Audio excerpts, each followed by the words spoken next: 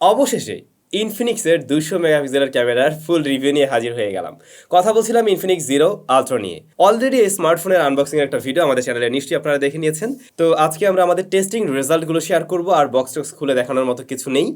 আপনারা জানেন যে এই ফোনটা আমাদের কাছে অফিসিয়ালি ইনফিনিক্স পাঠিয়েছে, তবে দুঃখের বিষয় স্মার্টফোন বাংলাদেশে অফিসিয়ালি লঞ্চ হচ্ছে না এবং আপনারা চাইলে ব্র্যান্ড শপ থেকেও কিনতে পারবেন না। তবে হ্যাঁ, স্মার্টফোনটাতে ইন্টারেস্টিং অনেক কিছুই রয়েছে। তো আমরা সরাসরি ডিসপ্লে সেকশনে চলে যাই, আর আনবক্সিং এর বিষয়গুলো সম্বন্ধে যদি আপনারা জানতে আগ্রহী হয়ে থাকেন আগের ভিডিওটা দেখবেন, ডেসক্রিপশনে লিঙ্কটা দেওয়া রইল। এই হচ্ছে এর ফ্রন্ট প্যানেল। ডিসপ্লেটা কার্ভ, সাইজ 6.8 ইঞ্চ, যা মূলত ফুল এইচডি প্লাস রেজলিউশনের AMOLED panel. 120 hertz high refresh rate রয়েছে। আমরা চেক করে দেখছিলাম 120 হার্টজ ঠিকঠাকভাবেই পুশ করতে পারছিল এই ডিভাইসটি। এর পিপিআই 387। তো যেহেতু এটা একটা কার্ভ ডিসপ্লে, দেখতে কিন্তু বেশ প্রিমিয়াম লাগে এবং হাতে নিলেও খুবই সলিড, পাশাপাশি মানে মনে হয় আমরা কোনো একটা প্রিমিয়াম টাইপের ফোন ধরে আছি।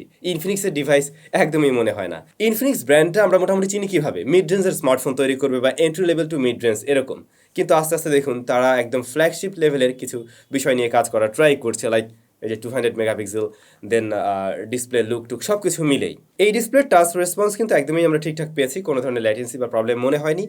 আর ইনডোরে এর ব্রাইটনেস ঠিক আছে, আউটডোরে শ্যাডোরে তো ঠিক আছে, ডিরেক্ট সানলাইটে কিছুটা কম মনে হয় স্ট্রাগল করে, বাট স্টিল এটা ভিজিবল ছিল।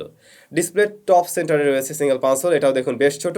এছাড়াও এর চিন বেজেল খুবই ন্যারো রেখেছে, ইভেন লোয়ার চিনটাও, যদিও উপরের দিকটা আর একটু ন্যারো রাখা যেত বলে আমার মনে হয়।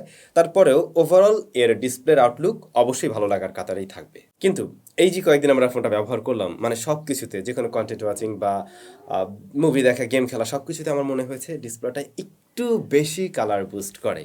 নর্মাল বা ন্যাচারাল যে কালারটা হওয়ার কথা তার তুলনায় একটু বেশি পাঞ্চি লাগছিল। তো এই ডিসপ্লের নিচেই রয়েছে ফিঙ্গারপ্রিন্ট স্ক্যানার, যার পজিশন ঠিকঠাক আছে এবং এটা মোটামুটি ফাস্ট। অ্যানিমেশন ডিলে আছে একটু, বাট হ্যাঁ, প্রত্যেকবারই অ্যাকুরেটলি কাজ করতে পারে। মোবাইল ফোনটির মাঝে প্রসেসর হিসেবে রয়েছে মিডিয়াটেক ডাইমেনসিটি 920, যা মূলত 6nm এর একটি প্রসেসর। এর পাশাপাশি আমরা 8GB র্যাম পেয়ে গেছি এবং 256GB স্টোরেজ রয়েছে, আর এটা রান করছে অ্যান্ড্রয়েড 12 XOS 12-এ। অ্যাজ ইউজুয়াল XOS এর মাঝে আমরা বেশ কিছু ব্লোটার পেয়েছি, যেগুলোকে চাইলে আবার আনস্টলও করা যায়।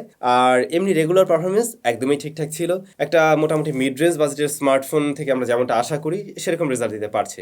মাল্টিটাস্কিং ইভেন ভালো রেজাল্টই আমরা পেয়েছি। কোনো ধরনের আটকে যাওয়া বা একটু লেগে ভাব এই ধরনের প্রবলেম কিন্তু এই স্মার্টফোনে ছিল না। আমরা যদি কোয়ালকম স্ন্যাপড্রাগনের সাথে এই প্রসেসরটাকে কম্পেয়ার করতে যাই তাহলে মনে হয় বুঝতে একটু সুবিধা হবে। লাইক আপনি স্ন্যাপড্রাগন 7 সিরিজের যে প্রসেসরগুলো রয়েছে বিগত দিন আমরা ব্যবহার করে আসছি, তার অনেক প্রসেসরের সাথেই এটা কম্পেয়ার করা যেতে পারে। এবং সেই সাথে যোগ হয়েছে কিন্তু এখানে 5G, মানে এই স্মার্টফোনটাতে 5G কানেক্টিভিটিও পাওয়া যাচ্ছে। যা দেখলাম ফোনটার প্রসেসর বা মোবাইল ফোনটাই টোটালি খুব বেশি হিট জেনারেট করে না। আমরা গেমিং টেস্ট করছিলাম বেশ কিছু গেম দিয়ে, যেমন ধরেন পাবজি, অ্যাপেক্স লেজেন্ড, তারপরে হচ্ছে COD, অ্যাসফল্ট 9, এই গেমগুলো প্লে করে দেখা হয়েছিল। অ্যাপেক্স লেজেন্ডে HD হাই ফ্রেম রেটে কনস্ট্যান্টলি 40 FPS ধরে রাখতে পারছিল এবং দীর্ঘক্ষণ গেম প্লেতেও ফোনটা কিন্তু খুব বেশি হিট জেনারেট করছিল না বা হিটিং ইস্যুর পর্যায়ে যাচ্ছিল না। তবে হ্যাঁ, আমি একদম শুরুর দিকে দেখছিলাম মাঝে মধ্যে টুকটাক ল্যাগ দিচ্ছিল, বাট কিছুক্ষণ গেম খেলার পরে এই জায়গাটা কিন্তু একদমই ফিক্স হয়ে গেছিল এবং দীর্ঘ সময় একটানা গেম খেলা যাচ্ছিল। পাবজিতে আমরা সর্বোচ্চ পেয়েছি HDR আলট্রা এবং সাবির এটা দিয়ে বেশ কয়েকটা ম্যাচ খেলে। ওর ভাষ্য মতে সে এটাতে গেম প্লে ভালো পেয়েছে, ইভেন এই সেটিংসেই মোটামুটি স্মুথ ছিল। কিছু কিছু জায়গায় হয়তো টুকটাক ল্যাগ পেয়েছে, বাট আর একটু লোয়ার সেটিংসে খেললে নাকি আরও বেশি স্মুথলি গেম প্লে পাওয়া যাচ্ছিল। এছাড়াও গ্রাফিক্স কোয়ালিটিও যা পেয়েছে সেটাও আশানুরূপ। COD এবং অ্যাসফল্ট 9 দুটা গেমেই এই স্মার্টফোনের সাথে কিন্তু ভালো চলছিল, আর এখানেও আমরা কোনো ধরনের হিটিং ইস্যুর মতো প্রবলেম পাইনি। এছাড়াও ব্যাটারি যে খুব আহামরি বার্ন করে ফেলে গেমিং টাইমে তেমনটাও না, যেহেতু এর প্রসেসরটা আবার 6nm এর। যদি কিনা একটা মিড রেঞ্জ বাজেটের স্মার্টফোন হিসেবে আমরা চিন্তা করতে চাই, তাহলে এই প্রসেসরটা এই স্মার্টফোনের সাথে ভালো রেজাল্ট দিচ্ছে। এখন এই ফোনটা যদি বাংলাদেশে লঞ্চ হতো, আবার হাই মিড রেঞ্জ বাজেট বা মোটামুটি ভালো দামেই, লাইক সেটা 50,000-এর আশেপাশে লঞ্চ হয়ে যেত, তাহলে হয়তো এই প্রসেসরটা এরকম বাজেটের জন্য মোটেই ঠিকঠাক হতো না। কিন্তু হ্যাঁ, মিড রেঞ্জ হিসাবে এটাকে আমরা চিন্তা করতে পারি, ওকে। আর লঞ্চ যেহেতু হয়নি, এটা নিয়ে আর কথা বলে লাভ নাই। তবে একটা টুইস্ট থেকে যায়, মিডিয়াটেক ডাইমেনসিটি 920 এর যে ISP, সেখানে আমরা দেখতে পাই সাপোর্ট করছে কত 108 মেগাপিক্সেলের ক্যামেরা, বাট এই স্মার্টফোনের রিয়ারে রয়েছে 200 মেগাপিক্সেলের মেইন শুটার, এরপরে 13 মেগাপিক্সেল আলট্রাওয়াইড শুটার, আরও একটি 2 মেগাপিক্সেলের ডেপথ সেন্সর এবং ফ্রন্ট ফেসিং ক্যামেরায় রয়েছে 32 মেগাপিক্সেলের শুটার। এখন প্রশ্ন থাকবে, ভাই কেমনে তাহলে 200 মেগাপিক্সেল দিল? অলমোস্ট 100 মেগাপিক্সেলের বেশি রয়েছে, সেটা কিভাবে সম্ভব? তো এই প্রশ্ন আমি ব্র্যান্ডের কাছে করছিলাম এবং আমি অবশ্যই গুগলেও সার্চ করে দেখলাম। একটা ওয়েবসাইটে দেখলাম মিডিয়াটেক ডাইমেনসিটি 1080, ওইটাতে যে 200 মেগাপিক্সেলের সাপোর্ট দেওয়া হয়েছে যে প্রসেসে, ঠিক সেম ওয়েতে নাকি মিডিয়াটেক ডাইমেনসিটি 920তেও সাপোর্ট করানো যায়, এটা ওই ওয়েবসাইটের তথ্য অনুযায়ী। তো আমার যা মনে হয় পিক্সেল বিনিং টেকনোলজির মাধ্যমে এখানে জাস্ট রেজলিউশনটাকে বাড়িয়ে দেওয়া হয়েছে, মানে এক্সট্রা কিছু পিক্সেল ঢুকিয়ে দেওয়া হয়েছে, এর বাইরে আর তেমন কিছুই না। বাট আসলে ক্যামেরার রেজাল্ট কি সেটাই তো মেইন বিষয়। 200 মেগাপিক্সেল থাকুক নাকি 12 মেগাপিক্সেল থাকুক সেটা আমরা পরে আলোচনা করা যাবে বা জানা যাবে। আমরা ডে লাইটে 200 মেগাপিক্সেল মুড এবং নর্মাল মুড এই দুই মুডেই অনেক ছবি তুলি বিভিন্ন সিনারিওতে। তো যা দেখে মনে হলো, নর্মাল মোডের কথা যদি বলি, ছবিগুলো একটু বুস্টেড কালার দিচ্ছে, মানে একটু কালারফুল, বেশ ক্রিস্প টাইপের ছবি লাগছে, দেখতে সুন্দর লাগবে বা সোশ্যাল মিডিয়া রেডি টাইপের ছবি। ডেলাইটের ছবিগুলোতে আপনি ভালো রকমের শার্পনেস, ডিটেল লক্ষ্য করবেন, সেই সাথে ডাইনামিক রেঞ্জ সেটাও ওকে, মেনে নেওয়ার মতোই আছে। এবারে আমরা যদি একটু 200 মেগাপিক্সেলের সাথে কম্পেয়ার করি, 200 মেগাপিক্সেল মোডে যা দেখলাম, যে জিনিসটা হয় রেগুলার মোডের তুলনায় কিছুটা ডিটেল বেড়ে যায়, আপনি জুম করতে পারবেন বেশি বেশি, এবং জুম করে নিয়ে হয়তো মানে রেগুলার মোডের চাইতে হয়তো একটু বেশি জুম করে নিয়ে ব্যবহার করতে পারবেন। বাট সত্যি বলতে রেগুলার মোডের তুলনায় 200 মেগাপিক্সেল মোডে আমার আরও অনেক বেশি এক্সপেকটেশন ছিল।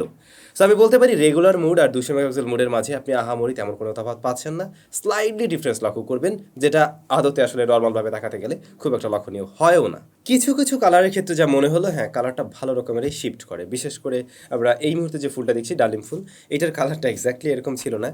মোবাইল ফোনটা কালারটা কিছুটা মানে ভিন্ন করেছে, একটু ভাইব্রেন্ট করে দিয়েছে, যেটা আমি একটু আগেই বলছিলাম একটু কালারফুল ছবি দেয়। এমনকি এই ছবিটাতে লক্ষ্য করুন বেশ কিছু ফল রয়েছে এখানে, গ্রিন কালারের যে আমরা অরেঞ্জ দেখছি এবং পাশে মালটা, সেই কালারগুলো একটু বেশি বুস্ট আপ করছে না? হ্যাঁ, কালার বেশ কিছুটা বাড়িয়ে দেয়।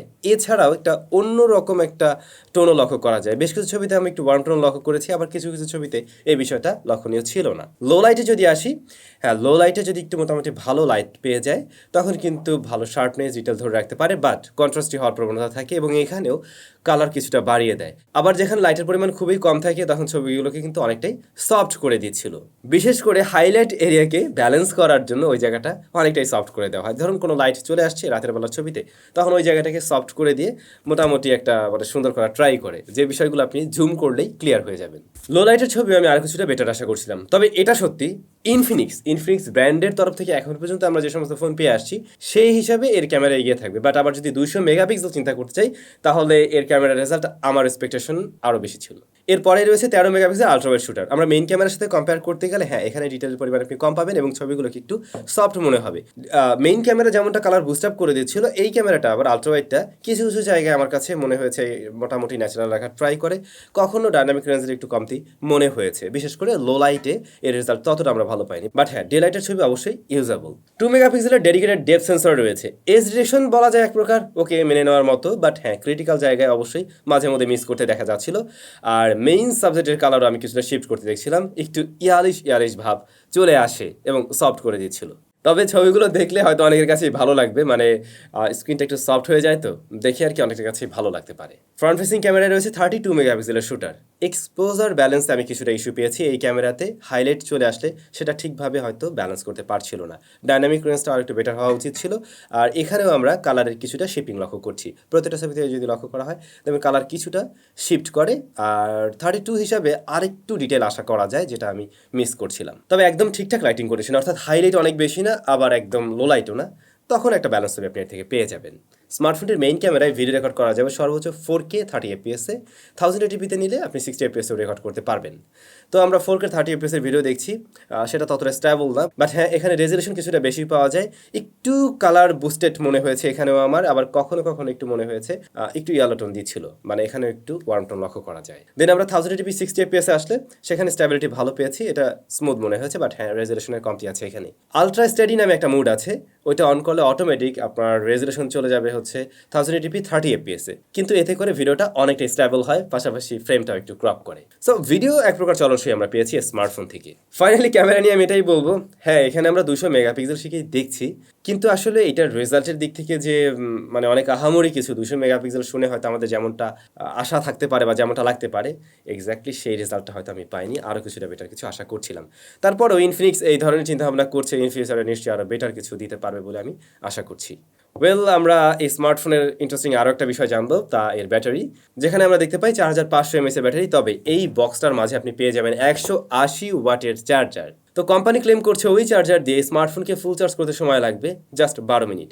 তো আমাদের 12 মিনিটে হয়নি, আমাদের মোটামুটি 14 মিনিটের কাছাকাছি লেগে গিয়েছিল 0 to 100%। এটা হলো ফিউরিয়াস মুড। বাট এই মুড অফ করা অবস্থায় বা বলতে পারেন রেগুলার মোডে আমাদেরকে চার্জ করতে সময় লেগেছিল 28 মিনিট। এবং আমি বলবো এই ফোনটা আপনারা যদি কেউ কিনে থাকেন, বাইরে থেকে নিয়ে আসেন বা যেভাবে হোক কিনে থাকেন, তাহলে অবশ্যই রেগুলার মোডে চার্জ করবেন। আপনার ওই একদম সুপার ফাস্ট মোডে যাওয়ার দরকার নেই। ইমার্জেন্সি কোনো সিচুয়েশনে পড়লে তখন সেভাবে করবেন, কারণ এতে করে দেখবেন যে ওই মোডে গেলে অটোমেটিক ফোনেই আপনাকে নোটিফিকেশন দেখাবে যে এতে করে ফোন কিন্তু অনেক বেশি হিট জেনারেট করতে পারে, গরম হয়ে যেতে পারে। আর আপনারা জানেন মোবাইল ফোনের জন্য সবচেয়ে বড় ক্ষতির কারণ হিট, অর্থাৎ ব্যাটারির জন্য। সো রেগুলার মোডে ব্যবহার করাই ভালো হবে।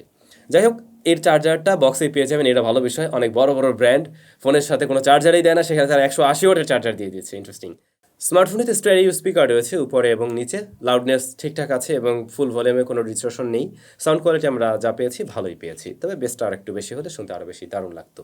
ইন্টারনেট ব্যবহার করে দেখছিলাম আমরা বোথ কানেকশনে এবং সেখানে আমরা ঠিকঠাক রেজাল্টই পেয়েছি। তো এই ছিল স্মার্টফোনের বিষয়বস্তু। এখন বাংলাদেশে যেহেতু এটা লঞ্চ হয়নি, আমরা কোনো দামও জানতে পারছি না এবং এই কারণে কোনো মানদণ্ডে নিয়ে আসতেও পারছি না। সো যদি কিনা একটু বাইরের দেশের সাথে কম্পেয়ার করতে যাই, লাইক ইন্ডিয়াতে এই স্মার্টফোনের দাম মনে হয় 42,500 RS, পাকিস্তানের ক্ষেত্রে 1 লক্ষ এরকম। তো সেই দাম বিবেচনায় বাংলাদেশে যদি একটু কনভার্ট করে চিন্তা করতে যাই, তাহলে যে দাম দাঁড়াবে তাতে আমরা যা পেয়ে যাচ্ছি হয়তো মনে হবে অনেক কিছু, কিন্তু রেজাল্ট আরও বেটার আশা করা যায়। যেমন তখন মনে হবে কি যে এই ফোনটার প্রসেসর পারফরমেন্স আরও বেটার কিছু হতে পারতো, দেন 200 মেগাপিক্সেল ক্যামেরা আছে, এইখানে রেজাল্ট আরও বেটার আমি আশা করব। এমনটাই তো হয়, যখন মেগাপিক্সেল হাই হয়ে যাবে আমাদের এক্সপেকটেশন বেশি বেশি তৈরি হবে, এটা খুব স্বাভাবিক। তো এখন লঞ্চ হয় না, এগুলো বলে আর লাভ নেই। আশা করছি ইনফিনিক্স যদি এই ধরনের নতুন নতুন ইনোভেশন নিয়ে আসে সেগুলো বাংলাদেশেও লঞ্চ করবে, শুধুমাত্র আমাদের দিয়ে রিভিউ করিয়ে আসলে থেমে না থেকে বাংলাদেশ মার্কেটে নিয়ে আসলে অনেকেই আসলে এগুলো একটু এক্সপিরিয়েন্স করতে পারে, ব্যবহার করতে পারে, সেই সুযোগ করে দেওয়া উচিত হবে বলে আমি মনে করি। এবং ইনফিনিক্সের কাছেও আমার সেই রিকোয়েস্টই থাকবে।